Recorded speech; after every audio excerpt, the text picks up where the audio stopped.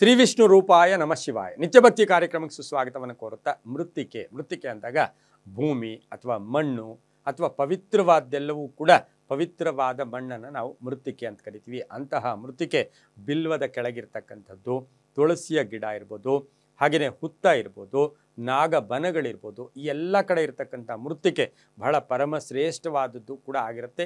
ಇಂದಿನ ದಿನ ನಮ್ಮ ಮನೆಯಲ್ಲಿರ್ತಕ್ಕಂಥದ್ದು, ನಮ್ಮ ಹಿತ್ತಲಲ್ಲಿರ್ತಕ್ಕಂಥದ್ದು, ನಮ್ಮ ತೋಟದಲ್ಲಿರ್ತಕ್ಕಂಥ ತುಳಸಿ ಗಿಡದ ಮೃತ್ತಿಕೆ ಅಂತ ಏನು ಕರಿತೀವಿ, ಆ ಮೃತ್ತಿಕೆಯ ಮಹತ್ವ ಎಷ್ಟರ ಮಟ್ಟಿಗಿರುತ್ತೆ, ಅದರ ಪ್ರಭಾವ ಏನು ಅಂತಕ್ಕಂಥದ್ದನ್ನು ಇವತ್ತಿನ ದಿನ ನಾವು ತಿಳ್ಕೊಳ್ಳೋಣ. ಯಾಕೆಂದರೆ ಮೃತ್ತಿಕೆ ಇರ್ತಕ್ಕಂಥ ಜಾಗ ದೇವರ ಆವಾಸ ಜಾಗ, ದೇವತಾ ಆವಾಸ ಸ್ಥಾನ ಅಂತೂ ಕೂಡ ನಾವು ಕರಿತೀವಿ. ಇನ್ನು ಧಾರ್ಮಿಕ ಕಾರ್ಯಗಳಲ್ಲಿರ್ಬೋದು, ಹಾಗೆ ವಿಷ್ಣುವಿಗೆ ಬಹಳ ಪ್ರಿಯವಾದದ್ದು ಅಂತ ಹೇಳಿದ್ರೆ ತುಳಸಿ.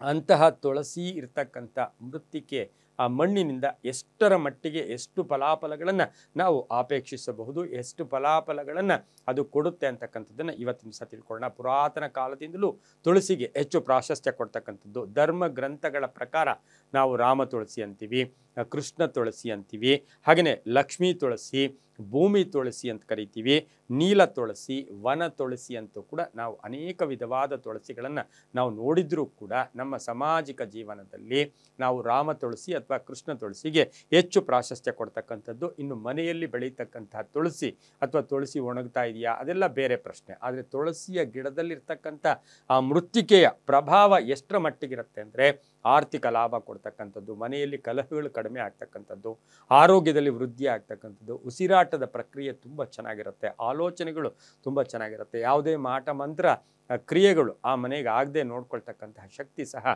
ಆ ತುಳಸಿಯಲ್ಲಿರ್ತಕ್ಕಂಥದ್ದು. ಇನ್ನು ತುಳಸಿಯನ್ನು ನಾವು ವಾಸ್ತು ರೀತಿ ನೋಡೋಕೆ ಹೋದಾಗ ಸಾಕಷ್ಟು ವಾಸ್ತು ದೋಷಗಳ ನಿವಾರಣೆ ಕೂಡ ಆಗ್ತಕ್ಕಂಥ ಸಾಧ್ಯತೆ ಇರುತ್ತೆ. ನಮಗೆಲ್ರಿಗೂ ಗೊತ್ತು, ಕಾರ್ತಿಕ ಮಾಸದಲ್ಲಿ ಈ ಮಾಸದಲ್ಲಿ ತುಳಸಿಯ ಗಿಡದಲ್ಲಿ ನಾವು ಸಂಧ್ಯಾ ಕಾಲದಲ್ಲಿ ದೀಪ ಇಟ್ಟಿದ್ದೆ ಆದರೆ ಸಾಲ ಬಾಧೆಯಿಂದ ಮುಕ್ತರಾಗ್ತಕ್ಕಂಥದ್ದು ಇರುತ್ತೆ. ಇನ್ನು ಬಹುವಿಶೇಷವಾಗಿ ಈ ಮೃತ್ತಿಕೆ ಅಂತಕ್ಕಂಥದ್ದೇನಿದೆ, ಆ ಮಣ್ಣೇನಿದೆ, ಆ ಮಣ್ಣನ್ನು ಸೋಮವಾರ ಅಥವಾ ಬುಧವಾರ